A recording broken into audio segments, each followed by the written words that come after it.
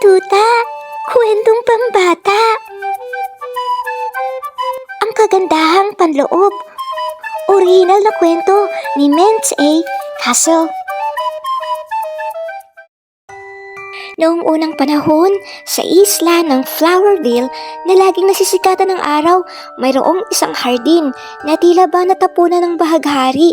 May mga malambot at lilang petunia, maliliwanag na dilaw na sunflower at mga puno ng elm. Ginugol nila ang kanilang mga araw sa pagsasayaw sa ihip ng hangin at sa pagpapakitang gilas ng kanilang mga kulay sa mga bubuyog at paru-paro. Ngunit sa gitna ng hardin, naroon si Spike. Si Spike ay isang cactus. Hindi siya malambot, hindi siya makulay, at tiyak na hindi siya sumasayaw. Balot siya ng matatalas at matitinik na karayom na naging dahilan kung bakit lumalayo ang ibang mga halaman. Ear! Ano ba yan? Hagik-gik ni Penelope. Napito niya. Sino nag-imbita sa isang yan dito sa ating party? Napakapayak mo at ang tulis! Humalakhak ng malalim ang mga punong elm. Hindi ka nababagay sa hardin ng kagandahan, maliit na Spike. Mukha ka lang masungit na patpat. May namuong bara sa lalamunan ni Spike.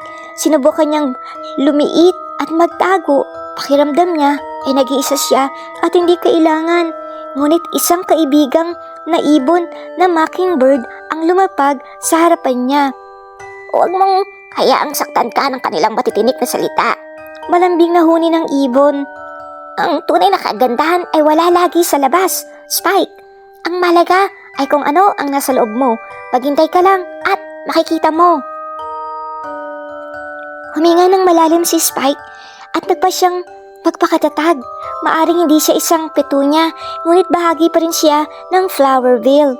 Pagkaraan ng ilang linggo, ang langit ay naging matigas at matingkad na asul na walang mga ulap at nagsimula ang dakilang tagtuyo. Araw-araw, ang sikat ng araw ay tumitindi na parang isang higanteng bombilya. Natuyo ang lawa sa hardin at ang pandilig ng hardinero ay nanatiling walang laman. Dahan-dahang nagbago ang magandang hardin. Ang mga talulot ni Penelope na petunia ay nagsimulang mangulubot at magkulay kape. Ang mga dahon ng malalaking punong elm ay naging lanta at ang sunflower ay yumuko sa bitak-bitak na lupa. Nauuhaw ako. Hingal ng sunflower. Pakiramdam ko, naglalaho na ako.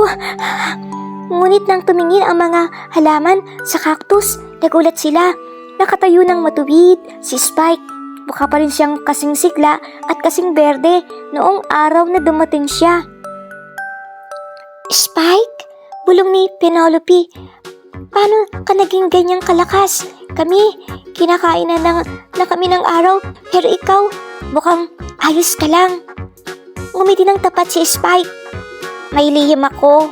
Anya, habang nagpapakitang gilas kayo ng inyong mga talulot, naging abala ko sa pag-iipon ng bawat patak ng tubig na natatanggap ko. May dala akong baul ng kayamanan ng buhay sa loob ng aking balat. Nang makita kung gaano nahihirapan ang kanyang mga kapwa bulaklak, gumawa si Spike ng isang kamanghamanghang bagay. Ginamit niya ang kanyang malalalim na ugat upang hanapin ang huling patak ng tubig sa ilalim ng lupa at ibinahagi ang lilim ng kanyang matatag na katawan sa mga maliliit na halaman. Kinabukasan, nagising ang hardin sa isang himala. Dahil nanatiling matatag si Spike at ibinahagi ang kanyang lakas, hindi lang siya basta nabuhay. Siya ay namulaklak. May mga buhay na buhay. At nagniningning na bulaklak ang sumulpot sa pagitan ng kanyang mga tinik. Mas maganda pa sa anumang petunia na nakita sa hardin. Napagtanto ng ibang mga halaman na hindi pala pangit o payak si Spike. Isa siyang bayani na may magandang puso. Mula noon, wala nang tumawa sa cactus. Sa halip, humingi na sila ng payo sa kanya kung paano maging matatag katulad niya.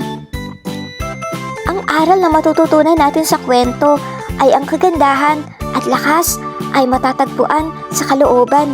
Huwag kailanman husgahan ang sinuman sa kanilang panlabas na anyo dahil ang taong tila pinakapayak ang siyang maaring may pinakamaraming maibibigay sa oras ng kagipitan. The end.